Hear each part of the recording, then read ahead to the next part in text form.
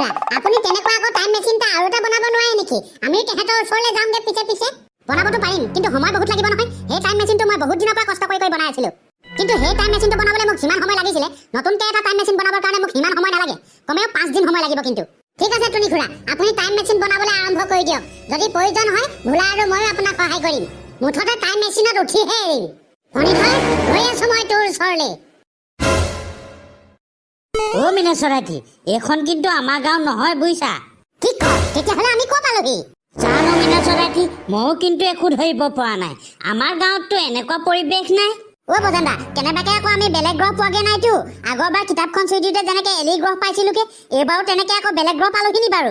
এই ফণীধৰ, তই মনে মনে থাক, চব তোৰ কাৰণেই হৈছে। তই সেই গাড়ীখনত নুঠা হ'লে এনেকুৱা নহয় নহয় আমাৰ লগত।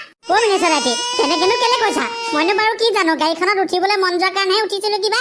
আৰু তুমিও দেখোন কৈছিলা চুইচটো টিপি দে বুলি। সেইবোৰ হ'ব দিয়া, যি হ'ল হ'ল আৰু। এতিয়া মুঠতে আমি ক'ত আছো সেইটোহে আমি জানিব লাগে।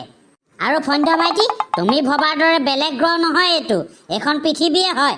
সেইফালে চোৱা, সেইফালে মানুহৰ ঘৰ আছে দেখিছা নাই? সেইখন এখন গাঁও আছে সেইফালে। বাৰু হওক দিয়ক, বেলেগ গ্ৰহ যে পোৱাগে নাই, আমি পৃথিৱীতে যে আছো সেইটোৱে ধন্যবাদ। বেটা তাত দুখটো চাচোন, নকৰিবলগীয়া কামটো কৰিব, এতিয়া আকৌ দুখ কৰি দেখুৱাইছে চা। আচলতে ভুলটোৱেই মোৰ, ময়ে তহঁতৰ লগত থাকিব নালাগিছিলে। যেতিয়াই মই তহঁতৰ লগত থাকো কিবা এটা নহয় কিবা এটা সমস্যা হয়। হ'ব মিনেশ্বৰাইটি, এতিয়া আৰু সেইবোৰ কথা পাতি লাভ নাই। মুঠতে এতিয়া আমি ক'ত আছো সেইটো কথা জানিব লাগে। এই গাঁওখনলৈ গৈ পিনি কাৰোবাক সুধি চাবগে লাগিব, তেতিয়া আমি গম পাই যাম আমি ক'ত আছো। তেতিয়াহ'লে বজেন দেৰি কিহৰ? বৈ সোনকালে বৈ, সেই গাঁওখনত সুধি কনফাৰ্মটো কৰি লওঁগে আমি বৰ্তমান ক'ত আছো এতিয়া। ব'লা। ঐ বজেন, গাঁওখন কিন্তু সঁচাকে বৰ ধুনীয়া দেই। পৰিৱেশটো চা, কেনেকুৱা ধুনীয়া পৰিৱেশ। আৰু গোটেইবোৰ খেৰৰ ঘৰ দেখিছ নাই? বুজিছ বজেন, মোৰ কিন্তু তোৰ আগৰ দিনবোৰলে মনত পৰি গ'ল। আমিও কিন্তু এনেকুৱা এটা পৰিৱেশতে ডাঙৰ দীঘল হৈছিলো।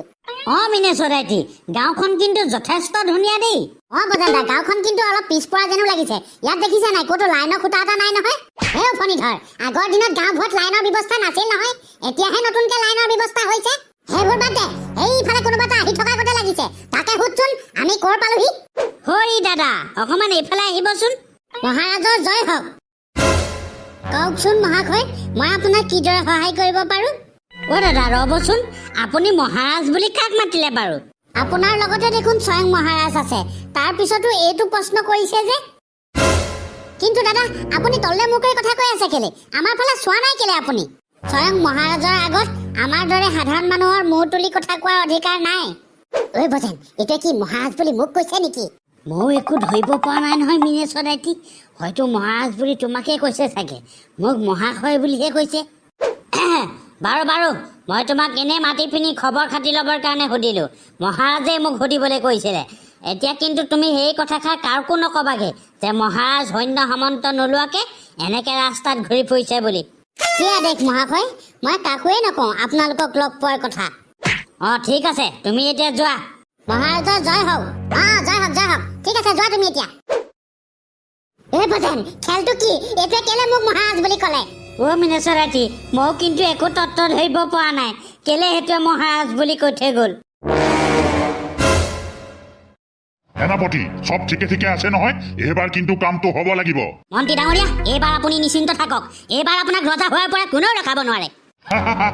সেইটোৱে লাগে। মোক অতি সোনকালে ফলাফল লাগে। এতিয়া তোমালোকে কামত ধৰাকে যোৱা। যি আজ্ঞা মন্ত্ৰী মহোদয়। ঠিক আছে, যোৱা। জয় ভদ্ৰকালী। জয় ভদ্ৰকালী। ৰজা ৰাম সিং, এতিয়াই যিমান পাৰ সিমান ফূৰ্তি কৰি ল।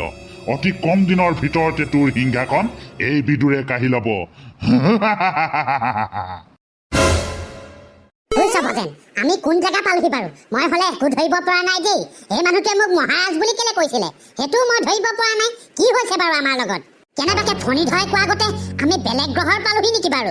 মিনেশ্বৰাইটি, আমি ক'ত আছো সেইটো ময়ো ধৰিব পৰা নাই, কিন্তু আমি যে বেলেগ গ্ৰহত নাই সেইটো কিন্তু 100% চিয়ৰ। কাৰণ সেই মানুহটোৱে অসমীয়াত কথা পাতিছে, আৰু বেলেগ গ্ৰহৰ মানুহটোৱেতো অসমীয়া কথা ক'ব নাজানে। মুঠতে আমি পৃথিৱীতে আছো আৰু অসমতে আছো। সেইটো হয়, কিন্তু আমি আছো ক'ত? সেই মানুহটোৱে যে মোক মহাৰাজ বুলি মাতিলে, আচল কথাটো কি? মই কি সঁচাকে মহাৰাজ হৈ গলো নেকি? সেইটো প্ৰশ্নৰ উত্তৰ টুনি খুৰাইহে দিব পাৰিব। তুমি এটা কাম কৰাচোন, টুনি খুৰালৈ ফোন এটা কৰা। মোৰ ভাগৰ মোবাইলটোত দেখোন নেটৱৰ্কেই নাই। বজাৰ, তই ঠিক কথাই কৈছ। টুনি ভাগৰ গাড়ীখনত উঠাৰ কাৰণেহে আমি ইয়াৰ পালোহি। টুনিয়ে গম পাব আমি ক'ত আছো। ৰবি, তালৈকে ফোন এটা কৰি সুধি লওঁ।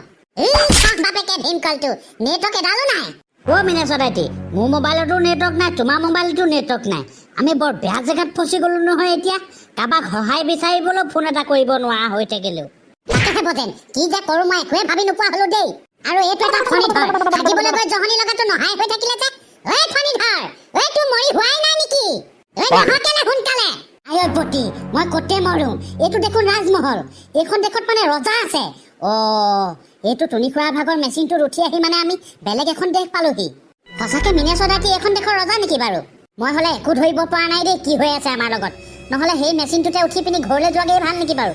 নাই নাই, মই বজেন্দা আৰু মিনা চদাতিক এইটো কথা ক'বগৈ লাগিব যে ৰাজমহলটো একেবাৰে ওচৰতে আছে আমাৰ। ঐ বজেন্দা, ঐ মিনা চদাতি। অ পঞ্চবাজি, কি হ'ল? কেলে ইমান ফেফাইছা? কোনোবাই খেদি আহিছে নি তোমাক? ঐ বজেন্দা, সেই মানুহটোৱে যে মিনে চদাতিক মহাৰাজ বুলি কৈছিলে, হয়তো মিনে চদাতি সঁচাকে মহাৰাজ।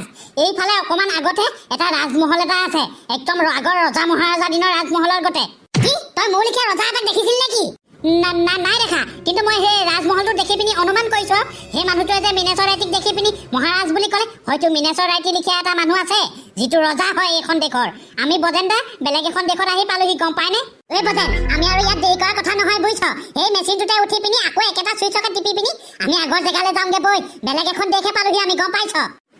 বজেন্দা, মিনে চৰাইটিয়ে ঠিক কথাই কৈছে। কেনেবাকে যদি মিনে চৰাইটি আৰু সেই ৰজাটোক একেলগে কোনোবাই দেখি যায়, মিনে চৰাইটিক সেই ৰজাটোৰ ৰূপ ধৰি আহিছ বুলি আমাক এনে মাৰপিট কৰিব।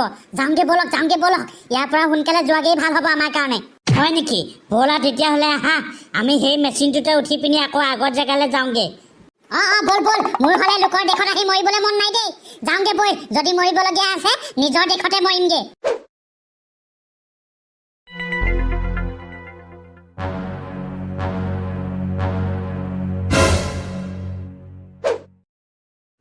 বজেন্দা, মেচিনটো দেখোন নিজে নিজে নাইকিয়া হৈ থাকিলে। আমি এতিয়া কেনেকে যাম বাৰু ইয়াৰ পৰা? বজেন, কি কৰ এতিয়া? মেচিনটো দেখোন নিজে নিজে নাইকিয়া হৈ থাকিলে। তাকেহে মিনা চৰাইটি, মেচিনটো নহ'লে এতিয়া টুনি খুৰাই লেবলৈ যাবা কেনেকে? বৰ বিপদত পৰিলো দেই আমি। বজেন, আমি কিটা বৰ মনে মৰিবলৈ হ'ল। কি কৰিবি এতিয়া? কেনেবাকে বজেন তাৰ মেচিনটোত কোনোবা সোমাই চুইচটো টিপি দিলে নেকি বাৰু? নহ'লে মেচিনটো নিজে নিজে কেনেকে যাবগে? হেৰৌ, মোকনো বাৰু কিখনে পাইছিলে? মই তহঁতৰ লগত গুচি আহোঁতে মোৰ বৰ ডাঙৰ ভুল। বৰ আমনে মৰিবলৈ হ'ল।